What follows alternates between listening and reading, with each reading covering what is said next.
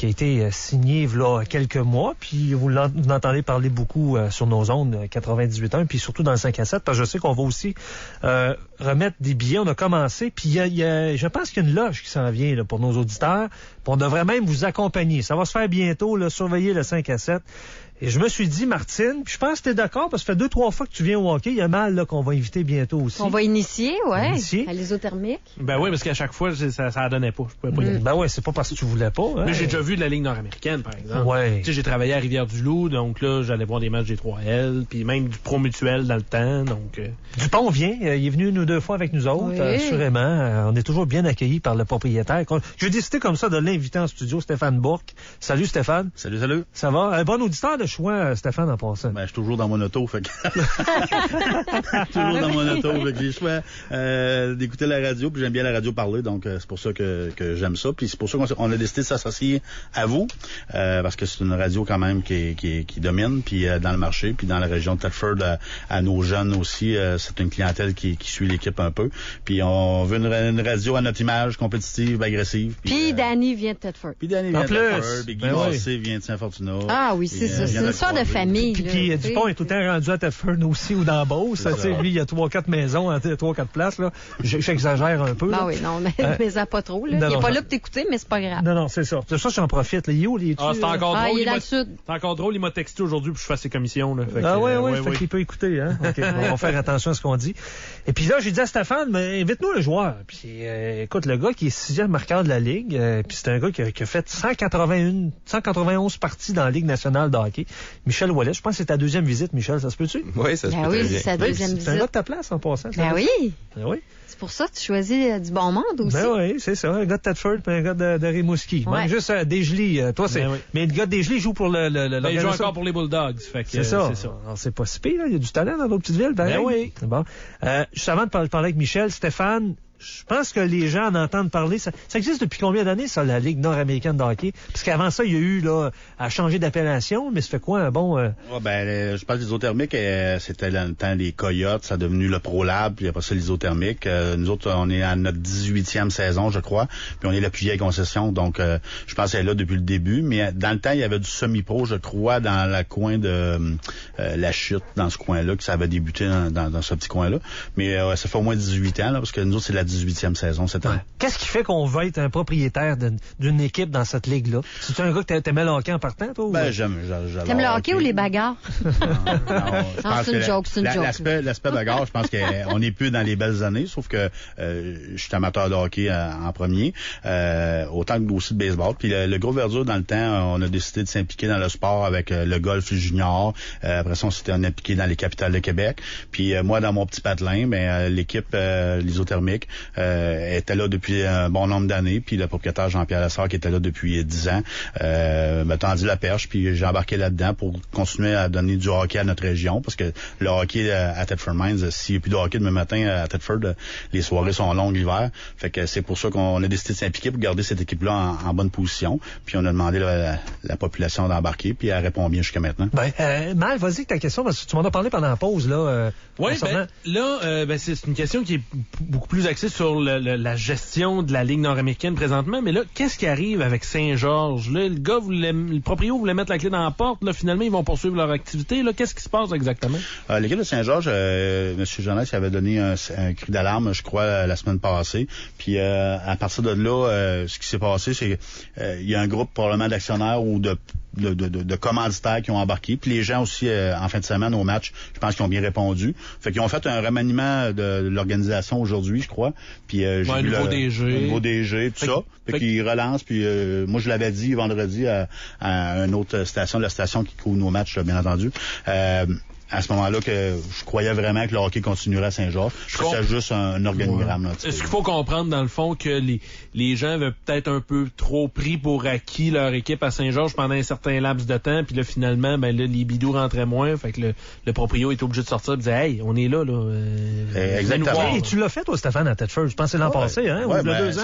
Ce printemps, moi, ce que j'ai fait, c'est pas compliqué. Il y a 3 ans, quand on a pris l'équipe, oui, on a fait des changements, mais tu sais, c'est peux pas faire des changements en étant drastique puis en pétant tout. Là. C'est pas vraiment que ça fonctionne. C'est une entreprise qui ça coûte à peu près entre 6 et 700 000 de budget. Fait que c'est une bonne petite PME.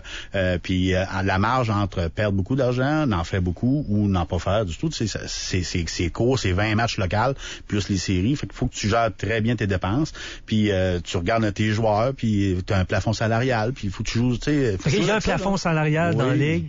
Chaque équipe, est-ce que ça se dit, ces chiffres-là? Il y a 5 800 par match, puis il y a 2 équipes qui ont droit à plus, étant donné qu'ils sont plus loin, Rivière-du-Loup et Saguenay. Mais les autres, c'est 5 800 par match, puis je peux pas dépasser ça. Fait que 5 800 par match, un joueur chez nous peut gagner entre 250, 225 à 350, 375. En moyenne, tu as 19 joueurs à mettre sur la glace, puis il faut que ça arrive à 5 800 par match. Ouais. Est-ce que les bagarreurs sont les joueurs les plus payés dans un club?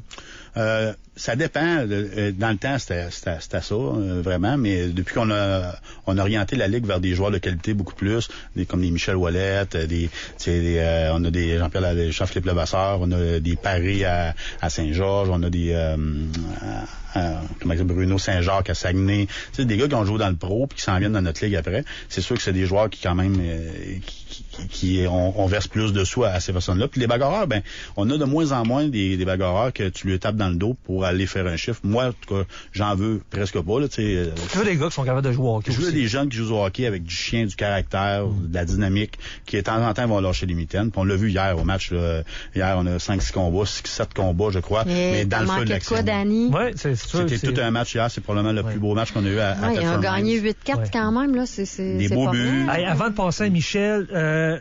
là, il y a un club à Trois-Rivières. Il y en a un à Saint-Georges, il y en a un à Thetford, il y en a un à Rivière-du-Loup, à Jonquière. Partout autour de Québec, mais pas à Québec. Est-ce que ça se jase dans les réunions?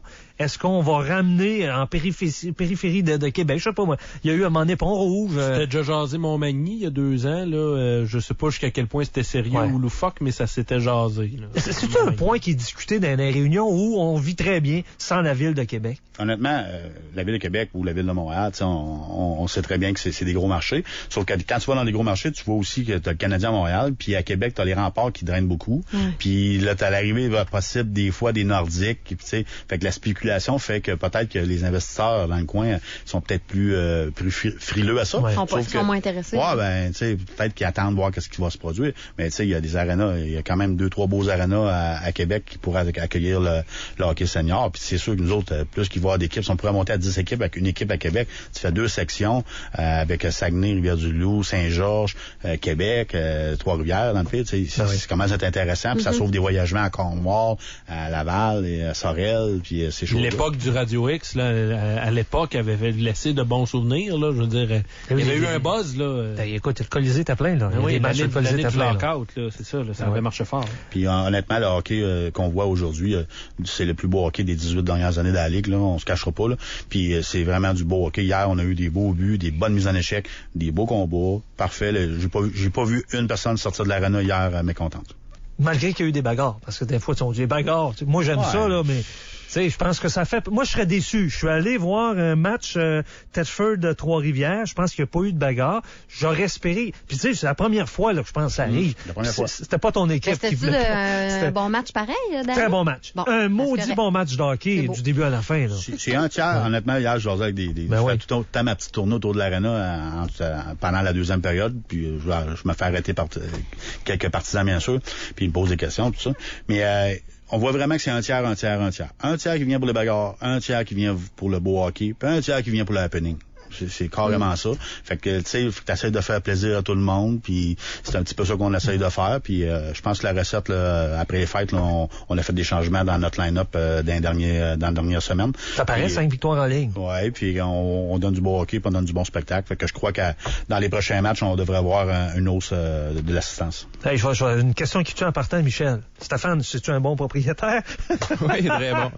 Il a mis une bonne équipe sur la glace, c'est sûr. En tout cas, il s'accueillait son monde en tabarouette. Je sais qu'il s'implique bien dans la région. Michel, c'est ta 2e saison. Oui. Vois-tu déjà une différence entre l'an passé et cette année? Ben oui, honnêtement, de plus en plus, la Ligue, elle change. Là, cette année, ce que je vois beaucoup, c'est des jeunes qui arrivent, puis les jeunes qui sortent du junior, de l'université, ils sont en forme. Là, c'est plus je peux les appeler les vieux qui arrivent, ils ont un travail, ils ont pas le même temps pour s'entraîner, donc disons que le niveau de forme physique est plus élevé, donc ça donne des meilleures parties sur la patinoire. Alors, toi, ça va très bien. 6e pointeur de la Ligue. T'es un gars qui a fait 191 parties dans la Ligue nationale. Tantôt, on a eu des invités sur l'après. Toi, vis-tu bien? Tu sembles faire une belle transition après la Ligue nationale? Oui, j'ai pris mon temps un peu de réflexion, d'avoir qu'est-ce que je voulais faire. Puis avec Stéphane, là, il m'a permis d'aller voir dans ce business comment ça fonctionnait. Puis j'ai pogné le coup de foudre avec le groupe Verdure, donc je me suis porté à Cara de la franchise à Rimouski.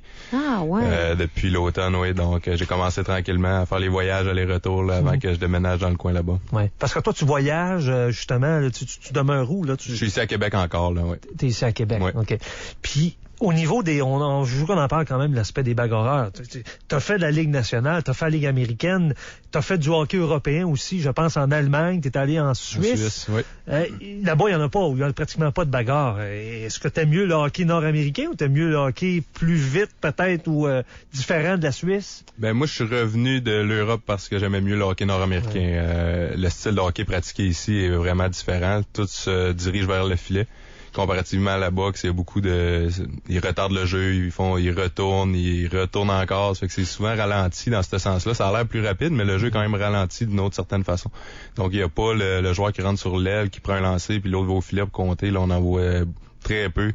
Puis une petite anecdote, je me fait dire par un de mes entraîneurs quand j'avais lancé justement à la ligne bleue, il dit c'est un lancer gaspillé. Moi, je comprenais pas qu'est-ce qu'il voulait dire, tu sais. Lancer gaspillé parce que le goaler, il a tellement de temps de l'avoir venir vu que ça vient encore plus loin de l'extérieur.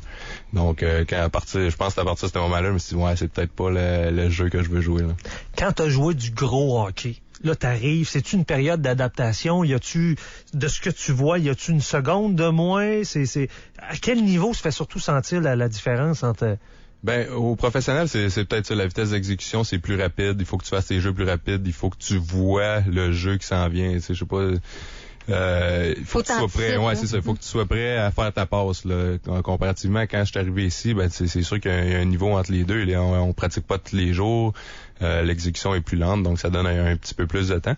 Mais comme je disais tantôt, cette année, je vois la différence déjà que l'an dernier, là, sur l'exécution et la rapidité des joueurs. Donc, de plus en plus, il faut être prêt plus rapidement. Ouais, c'est ça. Ouais, puis moi, puis Stéphane m'en a parlé. De plus en plus, puis tantôt aussi, t'as entendu glisser le mot, c'est des joueurs qui sortent du junior majeur, puis qui s'en viennent, qui font peut-être un an ou deux dans la East Coast League, puis qui viennent jouer dans la Ligue nord-américaine de hockey. Donc, ça donne du hockey très rapide. Ben oui, très rapide. Puis les gars, comme je disais tantôt, sont en forme. Ça fait que des chiffres de 30 secondes, ils sont capables de donner le maximum tout le long, de 30 à 45 secondes. Donc, faut que tu sois prêt, faut que tu sois en forme toi de ton côté aussi pour pouvoir rivaliser avec ces gars-là. Les trois, je me suis fait un top 3, je vais le demander. Les 3 meilleurs joueurs dans la Ligue, selon toi, selon Michel, qui en a vu du hockey dans sa vie, là, t'es en fait t'as 36 ans, tu disais? Non, je vais avoir 32. Bon, là, 32? Ouais. Tu joues du hockey depuis quel âge, là? Regarde, depuis 7 ans que j'ai commencé. Bon. Les 3 joueurs les plus marquants dans cette ligue-là, qui sont plus difficiles à jouer, ça serait qui? Et dans quelle équipe? Je te dirais Bruno Saint-Jacques à Jonquière. C'est vraiment le défenseur dans la ligue, selon moi. Lui, il a joué pour quelle équipe, entre autres? Il a joué en Caroline dans la Ligue nationale. Puis moi, je l'ai côtoyé un peu en Allemagne. J'ai joué contre lui là-bas. Puis il a une belle carrière professionnelle. C'est un grand bonhomme, il est gros, puis il est capable de lancer la rondelle. Donc c'est très difficile à jouer contre lui. Puis il joue en plus une trentaine de minutes par game, ça fait qu'on le voit souvent sur la glace. Puis après ça, à Sorel, ils ont Grégory Dupré, qui est un très bon scoreur. Il a environ un but par match là, présentement. Donc, quand on joue contre eux autres, on le sait qu'il faut pas le laisser s'approcher trop du filet. Puis si je n'aurais un autre à mettre, ben c'est sûr que à Jonquière, il y en a un autre, le petit à l'avant, là, Charrette, il a des mains, puis il voit le jeu, c'est exceptionnel. Quand t'arrives un gars comme toi, là, qui en a vu d'autres, là, comment tu t'ajustes avec l'entraîneur? C'est-tu toi qui décides de ton temps de glace? Comment vous devez en parler? Il y a un jeu de puissance, c'est toi qui y vas? Comment ça fonctionne? Non, c'est la hiérarchie reste pareille. C'est les entraîneurs prennent les décisions, puis c'est sûr que des fois, ils me demandent, je suis capable d'en prendre encore. Des fois, quand tu reviens au banc, ils te demandent si t'es prêt à retourner. Des fois, il y a besoin dans certaines situations que je retourne tout de suite. Donc, c'est c'est une petite communication de même qu'on fait, mais sinon, c'est lui qui prend les décisions. Comment tu vois ça, toi, que ton entraîneur se déshabille sur la glace après un match? Non, parce que lorsqu'on y avait été, Bobby avait fait tout un show, là, parce qu'il était fru contre les arbitres, une décision, puis il a enlevé des morceaux, mais il a été absent, je pense, pour 2 matchs après ça. Là. Ouais, je pense qu'il y a une suspension. Moi, j'étais déjà rendu dans la chambre, je ne le savais même pas par la suite, mais ouais, c'est sûr que c'est ça qu'il veut passer un message. Regarde, il y a différentes façons de le faire, puis ce soir-là, c'est de même qu'il l'a pris. Je pensais, moi, qu'il y avait eu chaud, puis qu'il s'était enfargé, puis il avait perdu un soulier. Non, il a tout enlevé de son propre gré, on l'a vu. Hey, je veux quand même qu'on parle un petit peu de la Ligue nationale. Là, t'as joué pour Pittsburgh, Tampa Bay, t'as joué aussi pour les Canucks. Quand t'étais avec les Pingouins, Crosby était là, je pense. Oui, ces 2 premières années, oui. Malkin, étais-tu là aussi? Oui, lui aussi. Lequel des deux est supérieur? Ben moi, j'ai trouvé Crosby supérieur dans le sens que pour sa grandeur, c'était le joueur le plus combatif sur la patinoire, pas juste avec son talent qui était bon. C'était un exemple à suivre. C'était le gars qui travaillait le plus, puis en plus, il avait le talent. Donc, pour un leader, c'est pas pour rien qu'il était capitaine à un si jeune âge, parce qu'il donnait tout le leadership dans tous les sens du mot. Alors, très jeune, ça se sentait dans la chambre que c'est lui qui menait la baraque, là. Vraiment, oui. Ouais. Que Mario, il y avait un remplaçant. Puis, je pense que tu as connu Michel Terrien. Oui, c'est lui qui m'a donné ma chance, justement, de jouer en Ligue nationale. Je l'ai eu 2 ans dans la Ligue américaine avant de, justement, avoir ma chance avec lui à Pittsburgh. Quel genre d'entraîneur c'est? Mais pas dans les médias, là. À porte fermée, là, dans la chambre, là. Si tu genre de gars, on dit que c'est un gars qui s'abrasse, puis il dit ce qu'il pense, puis s'il a pointé un gars, il va le faire. C'est-tu comme ça que ça fonctionne? C'est un entraîneur qui est très demandant, puis comment je peux dire ça en anglais? Tu peux dire il est fair avec ses gars. Tu y en donnes, il va t'en donner. Puis c'est sûr qu'il se gênera pas pour te dire ce que tu fais de pas bien, puis il va te dire ce que tu fais de bien. Donc c'est ça. Il va te donner ce que tu lui donnes, dans le fond. Okay. Ben merci les gars. Écoute, il nous reste 50 secondes, puis il faut faire une autre intervention. Le prochain match, Stéphane, c'est quand? C'est vendredi? Non, le prochain match, le prochain match, il est sur la route la semaine prochaine à Saguenay, vendredi. Mais on est de retour à la maison pour deux matchs consécutifs, le 17 et le 18. Si mon bonne, c'est contre Laval et contre Trois-Rivières, un match à reprendre le 18. Merci les gars. Merci beaucoup. Merci. Bye bye. Le 5 à 7. Le 5 à 7. Radio X. Moret. Live. Dominic Morris, M-A-U-R-A-I. Moret. No deals are allowed for Quebec customers. It's a new rule. It's because we're communists. Moret Live, lundi au vendredi, 9h30, Radio X. Moret Live, une présentation de vos restos plaisirs. C'est le temps de vous gâter avec les plaisirs en solde. Menu midi en semaine à partir de 10 $ et table d'hôte du soir à partir de 20 $.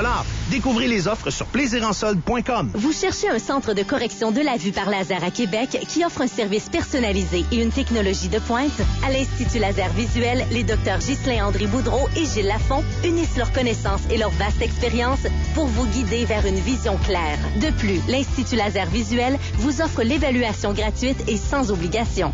Alors, qu'attendez-vous pour profiter de la vue? Visitez institutlaser.com ou composez le 88 658 6345. Viens nous rejoindre, on est dans le net! OK, j'arrive! Le relais, le centre de ski le plus proche du centre-ville. Profitez des meilleures conditions et du bien de mon centre-ville. Profitez des meilleures conditions et du bien de mon centre-ville. Profitez